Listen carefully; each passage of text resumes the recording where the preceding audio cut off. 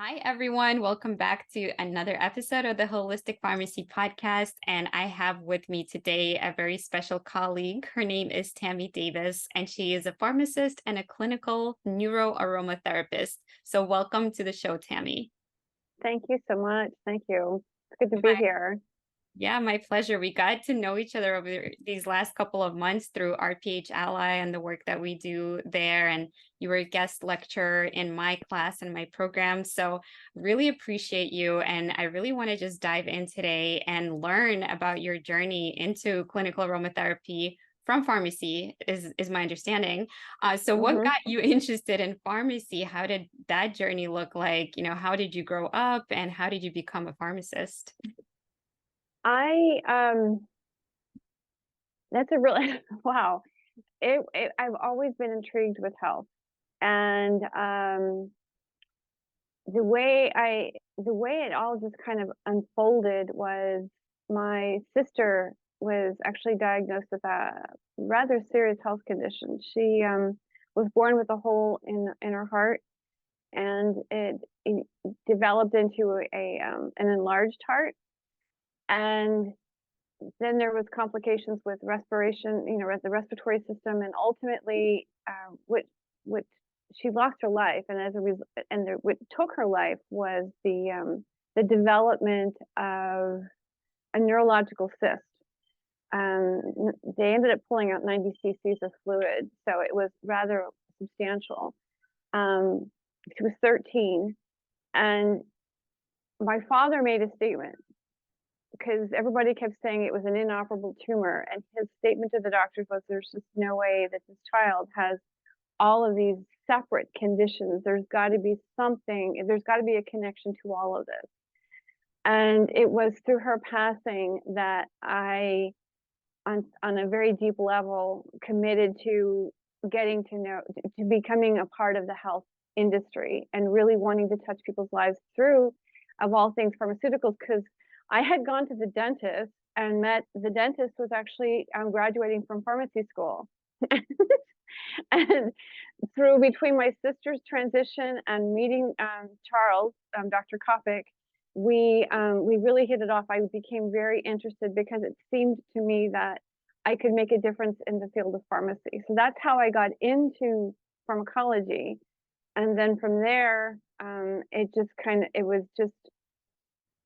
it was a fascinating journey of the study of drug development, learning about how the research that was going on around plants, and then ultimately meeting, of all things, a professional nose in a small business class. And she was one of 7 in the world, and she developed thyroid cancer.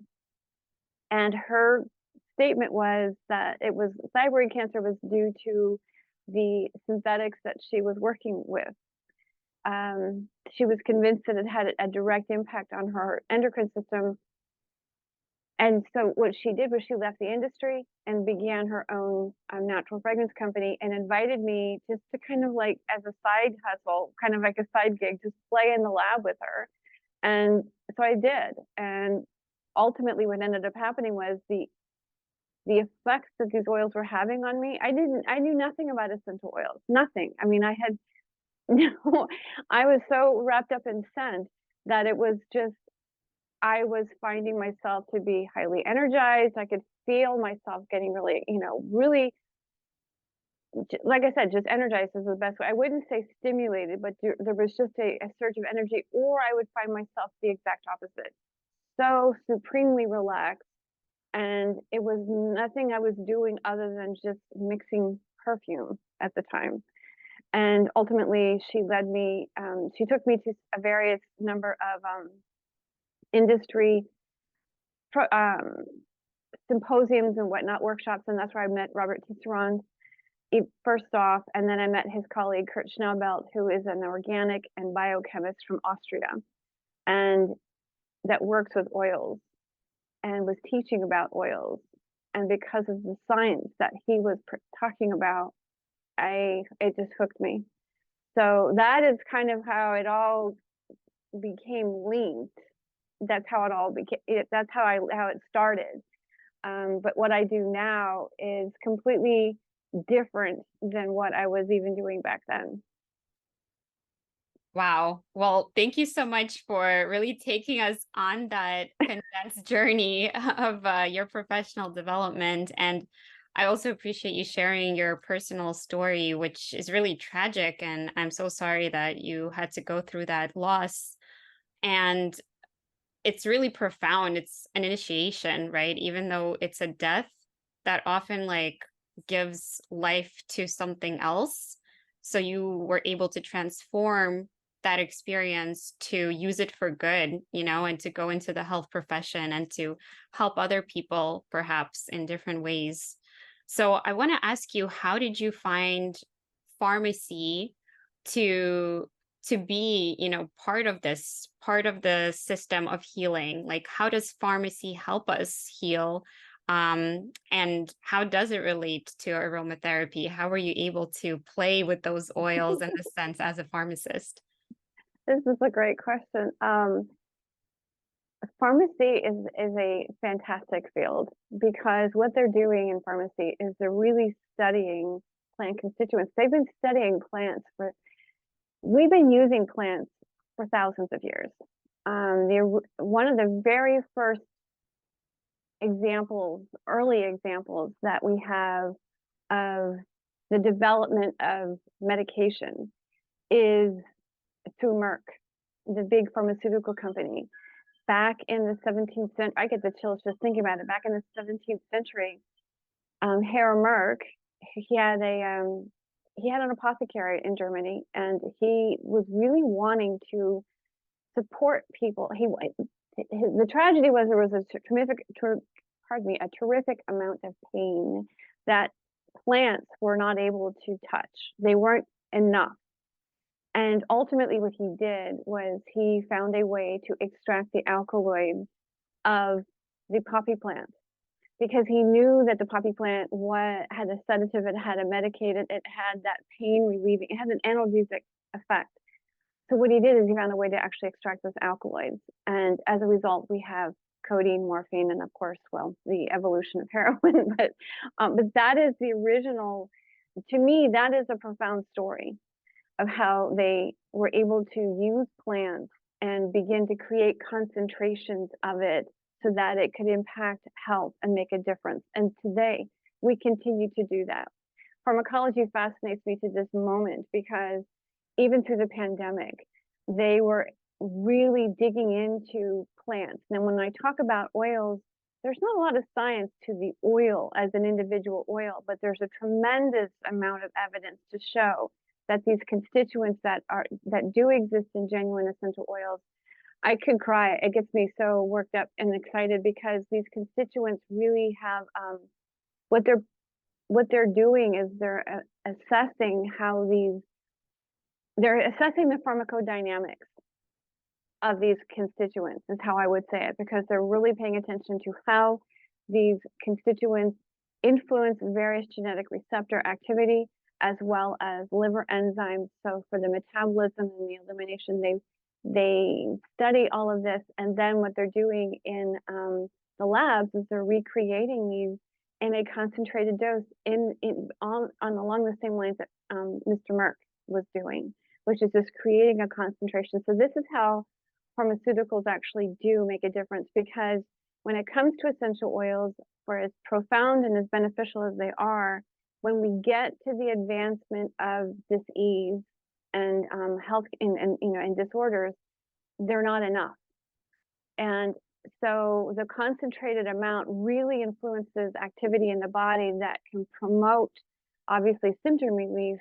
And the addition of the oils really establishes a homeostasis, because oils, when you use them, what I like to say, the secret sauce to oils is you don't want to repeat the mechanism of action when it comes to the medication. So, so like if it's an antidepressant, you don't want to use oils that have antidepressant properties to them. And we can get into the science of that. There's very specific constituents that have that influence, but the fact is what you want to do is use them in a way that promotes that homeostasis, that provides that negative feedback so that the body can now begin to self-regulate and really establish a more healing, a more health beneficial, for the health of it, is really for the health of it. It takes pharmaceuticals beyond disease management and moves them into healthcare. And to me, that's really where, that's my stand, is how can we make that, how can we bridge this gap so that we can begin to move beyond that disease management. Yeah, that's such a good point. When we talk about holistic and natural remedies and foundations of health, that's hard to get from a drug and a pharmaceutical industry. That's not the indication for a drug. So that's where we can use all of these natural substances, foods, rest, lifestyle management, stress relief, and all of that stuff. Supporting the pillars is still the foundation of health, but sometimes you need more, and that's when the drugs really have that role. So as you mentioned, you can't just rely always on the foundations, but you always need to focus on the foundations alongside with any other pharmacologic intervention, and we learned that in pharmacy school. So it's so interesting to see these two worlds, the Western medicine and pharmacy, and how it interacts with the herbalism and the essential oils. And so I'm curious your perspective as a pharmacy, somebody that went through the pharmacology training. And it also sounds like you're fascinated by the history of our profession as well. You're even like getting me excited about it too. Um, so how does that serve you as you go into like the more holistic realm, including essential oils? The way that works together is, it really comes down to understanding the pharmacodynamics of it, and then through part of the development of pharmacology and the advancement of pharmacology really does get involved in the epigenetics of it, because that's what they're looking at, is the epigenome. So how are we focusing on that? And so for the last 15 years, more or less, I have really taken this work that with the oils and moved it beyond books and websites.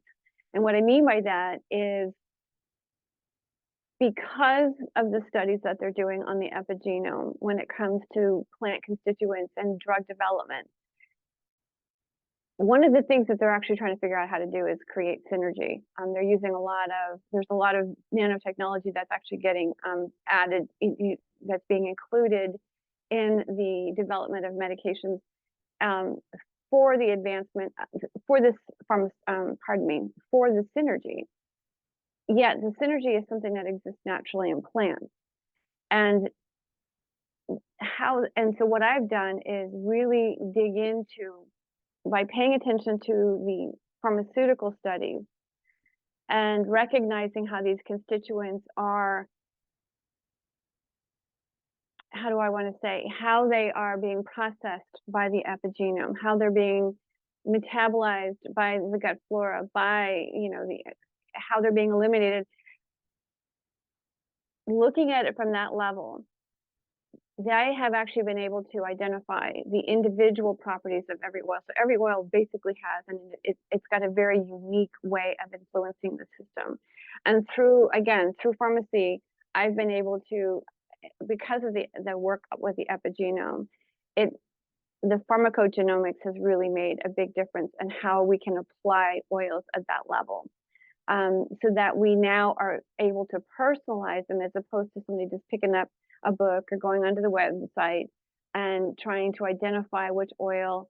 It's kind of like, well, I don't have any really good examples of the United States. In France, to this day, they actually do, what they do is they actually will take a plant, or they'll take oils, they will take a culture of an individual's fluids, and they will identify certain oils, and then they will test single oils in petri dishes and identify how an individual's fluids respond to these oils, and that's how they begin to identify which oils are best for them. Like I said, about 15 years ago is when I really started realizing that my frustration was that I was treating this conventionally, working with people conventionally, and there was interactions that were happening. And that's the other component to this. There were, they were having adverse reactions. Of course, we don't look at oils at that level. We don't think them that, they're labeled as grass. And so, yeah. And and I feel like I'm hesitating because I'm trying to come up with the right words, but the fact is that patient safety matters. And what I was finding was I was frustrated because what I ultimately want is for people to feel good in their skin. That's the reason why I settled for the name, or settled at the title of neuroaromatherapist, because the brain influences every activity in neuroplasticity. And when we can begin to work at it with that level, and combine these uniquely with homeostasis in mind, then what we can do is we can actually provide benefits. And like I said, ultimately what I was experiencing was that people were like, they would get past the symptom relief and then something else would happen. And it was just like this symptom chasing kind of thing. And it was frustrating for me. So that became my impetus for pursuing a deeper understanding of the oils. And I rely on the pharmaceutical studies to really show me what they're looking at, because they're as intrigued by health issues as I am. And with my own, I ended up being diagnosed with cancer, 2 different types of cancer. And I was frustrated.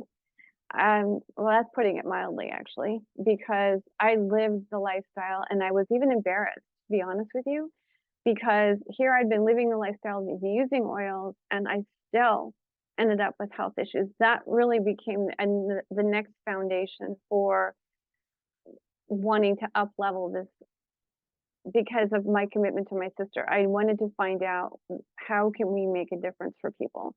And I didn't feel like people should be losing their life at such a young age. And with my cancer, it was frustrating, like I said, because I have eaten a plant-based diet from a very, very young age. I've been physically active. I was using oils. I was doing all the things that they promote, and I ended up with cancer anyway. So that's when I realized that the epigenome is, in fact, our stress response, and I discovered adaptation. And that's the one thing that I feel is missing in pharmacy, is they don't look at adaptation. There's so much, the way I liken it is like the foot on the gas all the time. Like if you take an SSRI, it's just like, it's just the foot on the gas. And how can we give it a break, give it that rest? Like you were saying, that's one of the foundations for being healthy is rest. So how can we give our body that break? And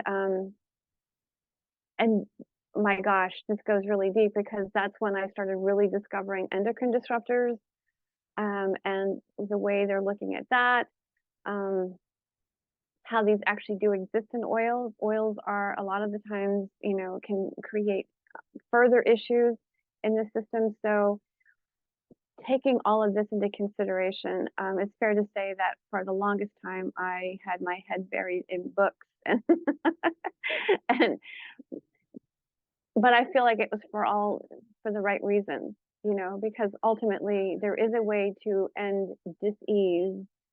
And it really is, the way I look at the word dis-ease, it's simply a lack of ease in the body.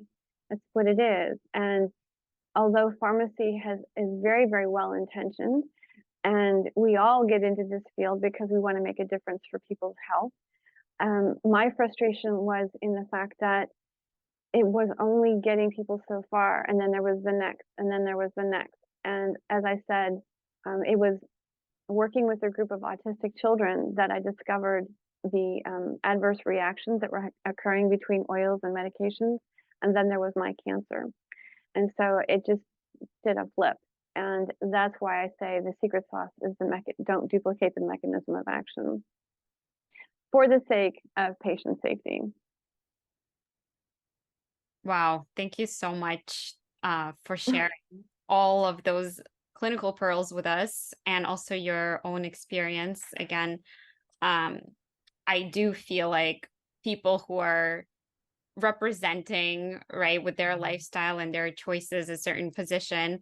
There's a lot of judgment, that can go into somebody's health care choices and medical freedom and all of that. And we just experienced that throughout the pandemic. And then, like, your body sort of having this perspective that your body's failing you, right? Like, you're trying your best to support your body, but it's still failing. But for most of us, that is really not our fault. It's because we have the odds stacked against us, right? And the environment and the toxins, like you said. So it's not only your personal choices, it's really like the collective things that we're all predisposed to that Hmm. create this allostatic load on our system. And then no matter how intelligent our body is, right, and having all these negative feedback loops that it has, which is why pharmaceutical substances do have side effects, is because our body is trying to fight against the mechanism because it wants to regulate itself. So where do we support the body, right, in healing itself? And then where are these more higher end big gun approaches necessary? And that's really where I feel like we need to navigate and work together with all the tools that are Hmm. available versus like this is better, because nothing is a panacea, and when we don't exist in a vacuum. And I just want to touch on the brain and the central nervous system piece, and why that's so important is because our experiences, whether real or perceived, is what shape our reality, and our brain processes all that. It's the processing center of our sensations, right? And so there is like not always an objective, right? Reality, and a lot of it is subjective. So it's up to us to have this homeostasis and the set point to be more positive and to be more beneficial. And that's where mindset work and all the other lifestyle things also make a difference. And essential oils and herbs and all of those things can help too, because your brain is processing all of this stuff that we have bombarding us and the responses that we have to this stuff, and it's tracking it. And so it's really, really important to understand that the environment and us, we're really like an interface, right? Yes. Our body is an interface. And just because we're taking a drug or any other substance, our body also has to process that both in the CNS and also in our microbiome and digest and absorb all those things and then detox properly. Like, it's all a very big, complex mechanism. And just because we know and we are adept at adjusting like levers doesn't mean that there's not a whole lot of things happening behind the scenes. And even if you have a genetic predisposition, like you said, it's the epigenetic factors and how we activate those genes that really are going to show you what actually happens, and then how your microbiome processes these things, and your body breaks it down. Like I mentioned, it's not as simple as like, here is, what I'm doing, and here's the input and output. There's just so much about this interface. It's true. And you said something that was really key, which is the body failing us. And I think that's part of the mindset is when people look at their body and they're experiencing the dis-ease, they see an enemy, they look at themselves and it's an enemy. And it's something that was said to me just last week in a conversation. I thought it was the most brilliant thing, and I want to share it now, which is when you see the enemy, you've already lost. Because what happens when you see the enemy, you want to take it down, you want to control it. It stimulates that fear factor. Now we're back into that emotional body, that part of that complexity that you're talking about, that interface. And so when we are emotionally reacting to something, it's affecting the way the brain is processing information. It's changing out the way the brain is using chemistry, or I should say the body is actually using chemistry altogether. So when we start to include, in this case, oils, being able to help, I guess the word I want to use is down regulate those emotions, like really help to, I mean, we've done it in a lot of working with them a lot in EMDR, where it helps to, because people can't take their meds during an EMDR treatment, but they can actually use oils because it doesn't affect the cognitive ability. In fact, oils will actually restore cognitive control and actually break up that habitual control that we get into, that rigidity, and they create a more of a fluidity in the way the brain is processing information. Now you have you're better equipped to begin to detox and eliminate, like you were saying. And so really helping the autonomic nervous system through that emotional regulation is, if we did nothing else with oils but help create homeostasis with our emotions, the body would actually follow suit. Now the beautiful thing about oils is, I'll give you an example, like an orange, or a lot of the citrus are recommended for depression. That's why you wouldn't want to use them with an antidepressant, because they do act like SSRIs. But that said, they have other benefits to it. So it's more than just taking something like Prozac. It's more than that. It's actually doing more for the system. Now, I say all of that, and then I must underscore this by saying you never want to use them if you suspect that you are depressed, or if you've been clinically diagnosed with depression. Do not just go for the oils, because, as I said in the beginning, they're not substantial enough. They're not concentrated enough to really keep you in a state of stability.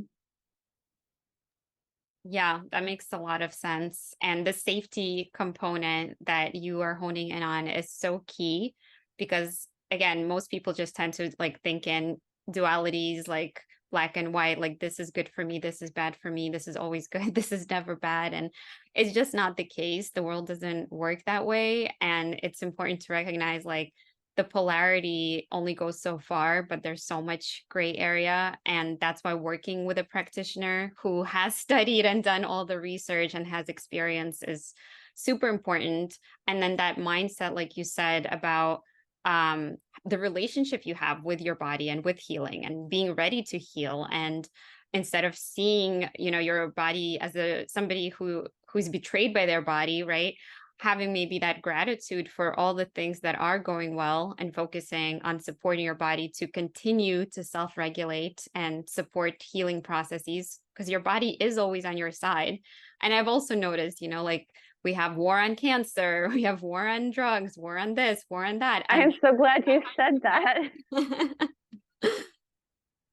Yeah, it's true. I'm so glad you said that. I didn't mean to speak over you, but I actually had that very same thought, because I keep saying everywhere, fight cancer. I'm like, no, we don't want to fight it. We want to, I'm not saying, we don't want to make peace with it. It's there. We want to work with it, but yeah, you don't want to fight it. Yeah, and all of these disease states and diagnoses, especially like these chronic states that we're seeing now with autoimmunity and inflammation and ADHD and autism and all of cancer, it's like this is part of your body, right? Your body is growing these type of cells, or there's this sort of pathology. So you're at war with literally your own body when you say things like that, and when you know give those therapies a name, right? That we're fighting this thing because it's not an entity outside yourself, and you're automatically, at war with yourself, which is never beneficial. No, and that's really true. And the thing is that, being like you said, being at war, befriending your system. That what came to mind when you were talking, and I just had to retrieve it, was the fact that if we did nothing else and realized that our body is actually working, if it wasn't working, we wouldn't be sitting here talking right now. So the body's actually working, and if we can be grateful for the fact that it's working really, really hard to keep you alive, that's part of the reason why you're exhausted. It's working really hard, and there are ways to remedy that, for sure. And not only remedy that, but actually help improve it so that it can move beyond. I heard Diane von Furstenberg once in an interview, somebody asked her how old she was, and she said, I've lived, and I forget what her age was. She says, she gave up the word aging, and she said, I don't want to age well, I want to live well. And that's really what this is about, is how can we live well?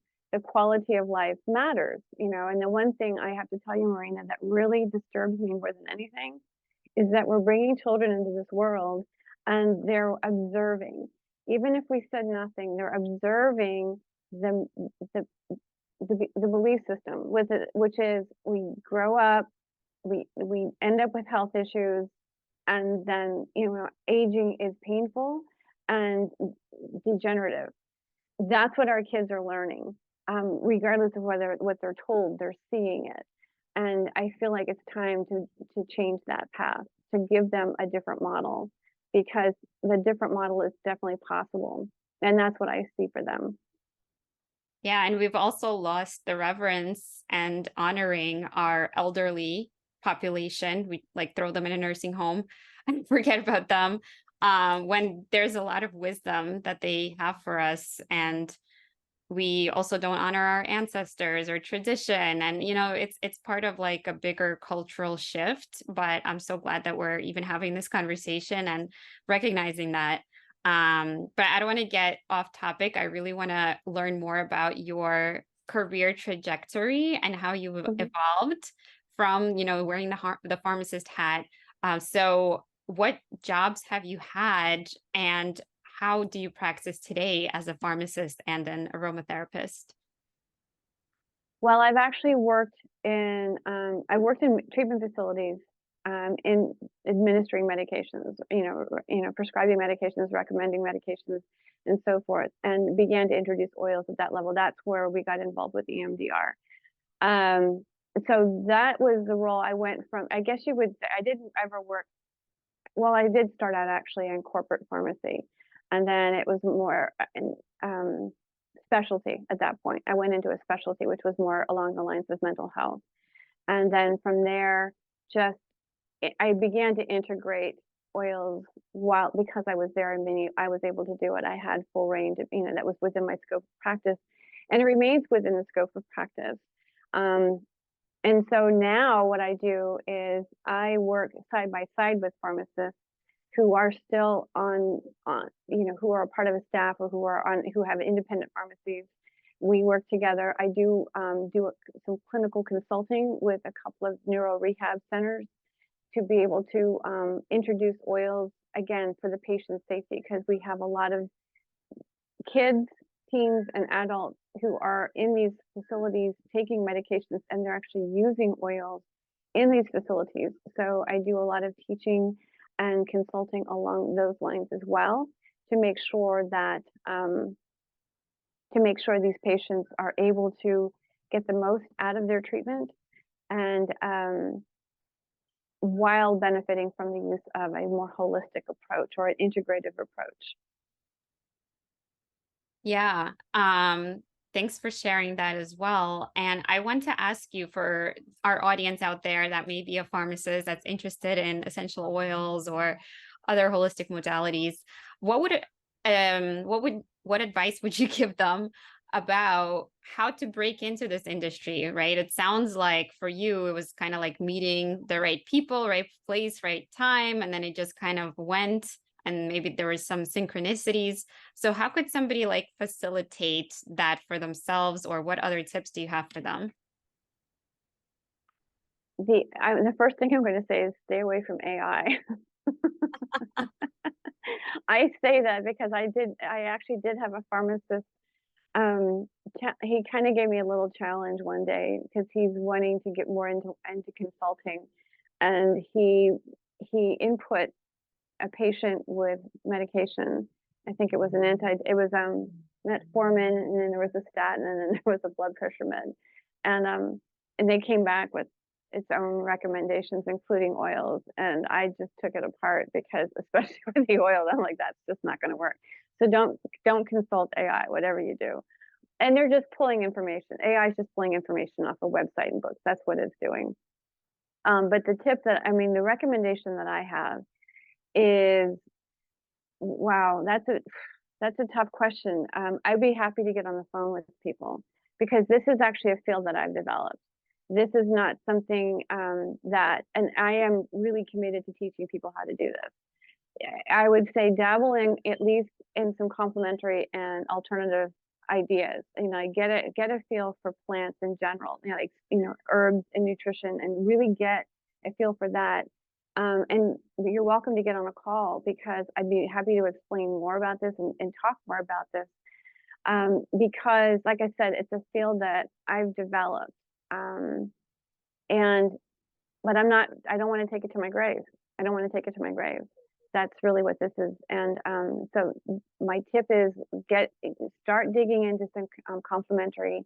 I even have, now that you've asked that question, I actually have a 3.5 hour course that I did years ago about the history of medicine and the introduction of and oils. And I titled it Breaking the Cycle of Disease Management. I'd be happy to share that for just self-paced, kind of looking into to get some information to kind of get you started on that. And there's no cost to do that. I'd be happy to, gift that to anybody who would be interested. Oh, thank you so much for that generosity, team Tammy. I'll put that info in the show notes for folks. And if you could just speak to, since you mentioned that you developed, right, this kind of interface yourself, herbs, pharmacy, aromatherapy, and working in clinics, right, and educating them and actually clinically observing, right? It sounds like, and studying the effects of these things together and separately. So how have you been able to implement that and innovate in these clinical settings? um, how have I been able to do that?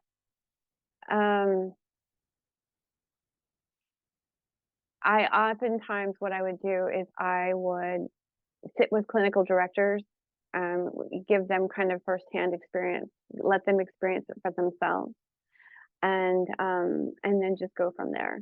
But it was me putting my foot, me not being afraid to walk in the door and go, it's time to do this. I mean, and the thing is, to be honest with you, for the longest time, I struggled with this because there wasn't a lot of the science wasn't the science was only really coming into existence, but there's plenty of science. And as I mentioned earlier, there's not a lot of science to the oils individually, but there's a tremendous amount of science to the constituents. And that's important to remember because many oils contain similar constituents. So that's another reason why we just can't pick up an oil and go, oh, I can use this. It's important to know what's in your bottle. It's important to know what you're using. An example is there's 9 different types of lavender.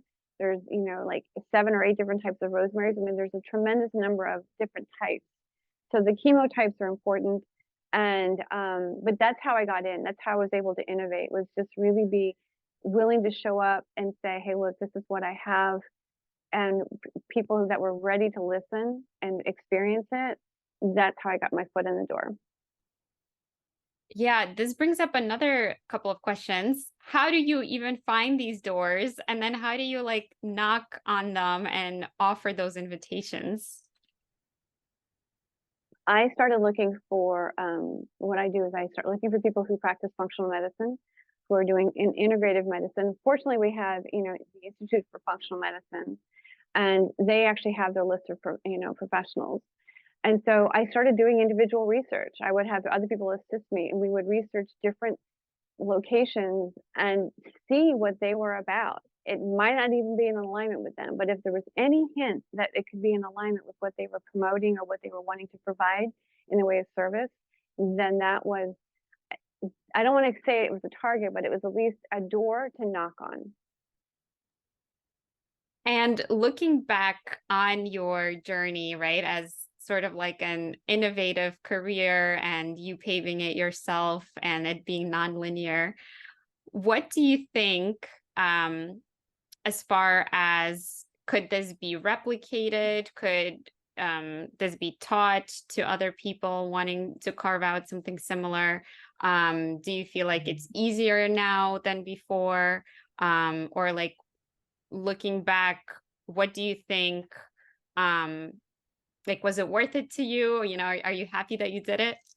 Yes, I if somebody had asked me if this was what I wanted to do for a career, I would have rolled my eyes at them. And I was a kid when I was younger. But today, I can honestly say I wouldn't change a thing. And it is much easier. It is definitely repeatable. Ooh, it's definitely teachable. And the only requirement that I would say is the heart. The heart has to be in it, you know, and I say that with all due respect, because it's not the idea of healing, as I'm sure you know, it's not a linear process. There's a lot of undoing that goes on in the system, and that's the one thing about oils that people don't recognize, is that it has a way. They have a way of initiating that change, like undoing what was, you know, what's been that gas on all the time. And as a result of that, the body may have what we know is a healing crisis. There may be, and so adjusting and being willing to adapt to how you're using them so that you can get the best results to optimize your medical approaches is really key. So that's the reason why heart has to be in it, because you have to see that your body's actually working for you, like you were saying. Not, you don't feel like it's betraying you, and realize that even if there is a hiccup, if you will, that hiccup is to your advantage. And how do you dance with that hiccup? Love it. And out of all the different things that you're involved in, from like a clinical side, supporting people one-on-one, or in more large settings, or educating providers, what is the most rewarding part of your work? Mm. When someone contacts me and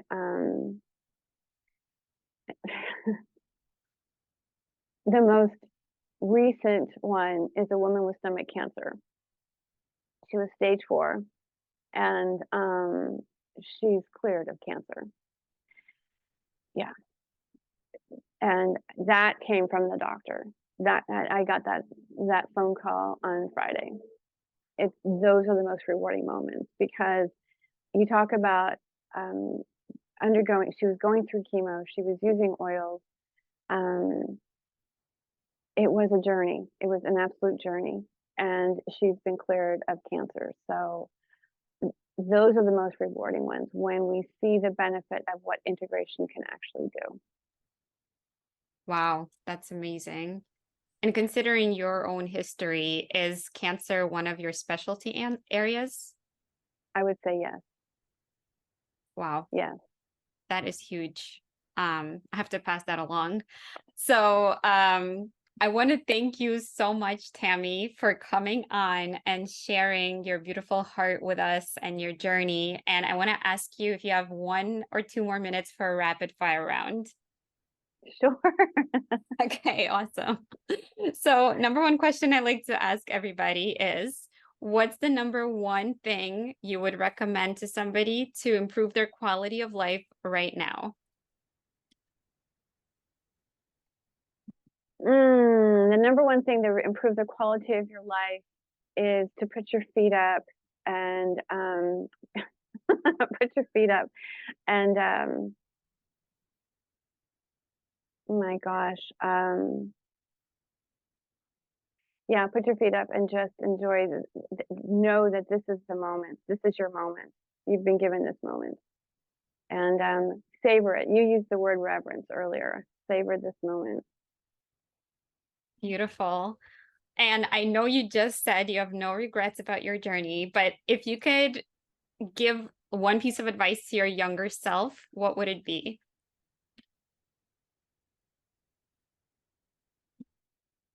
Don't listen to what other people don't listen to. You don't listen to what other people, the objections of others. You Yeah, know, there was a, yeah, that's the thing. It's just don't listen to there was a lot of objections, and I don't want to use the word doubt, but it was like I was being contrary, like I was just being argumentative. So just, yeah, just don't listen to the objections of others. Just stand true when you know where your heart is. yeah, that's such a big one. It's like dance to the beat of your own drum, but when that makes you look crazy, it's hard to do. And even though society is maybe the crazy one, maybe you're the normal one, but it's hard to do that, and fear of judgment is such a huge obstacle. Hmm. So last little fun question. What is your favorite hobby or pastime? this may come as a surprise, but I love gardening. No surprise. Give us something surprising, unexpected. I actually I like playing the cello, Ooh, and I have taken up tennis too, and I'm enjoying it. So nice. All right. yeah, Well, you can play to the beat of your own cello then. there you go. Love it. All right, Tammy. Well, please let our listeners know how they can learn more about you, get in touch, get that course, or learn more about your services. Absolutely. Well, my email is tammy@beremarkablyhealthy.com. That's my email. You're welcome to contact me there. And revolutionaryaromatherapy.com is my website. All right. Well, thank you so much again for being a guest on the show. And I am wishing you a wonderful evening ahead. Thank you so much. This has been an absolute delight. I have really enjoyed it. Thank you for making it so easy. Likewise, Tammy. All right. Bye bye. Bye.